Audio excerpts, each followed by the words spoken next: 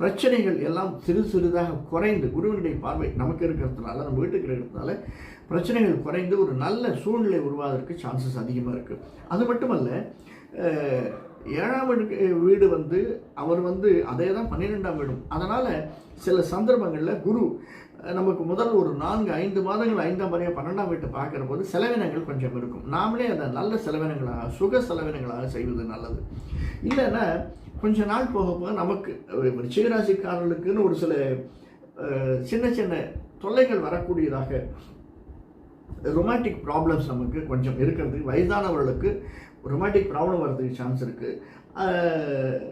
சில ஆர்கன்ஸ் நம்மையும் அறியாமல் நாம் அதுக்காக செலவழிக்கிறதுக்காக அந்த செலவினங்கள் இந்த 2026 வரக்கூடியதாக இருக்குது. இன்னொன்று, நமக்கு 10ஆம் வீட்டுக்குடையவன் சூரியன். 2026ங்கிறது 1, 4, 6, 4, 10, 1 சூரியனுடைய வீடு. அந்த சூரியன் ஆட்சி பெறக்கூடிய வருடமாகத்தான் இந்த வருடம் இருக்கிறது. அதனால் பிஸ்னஸ் நல்ல நிலைமையில் இருக்கும் சார். பிஸ்னஸ் சொன்னோடனே 2-3 பிஸ்னஸ் பார்க்கலாம்.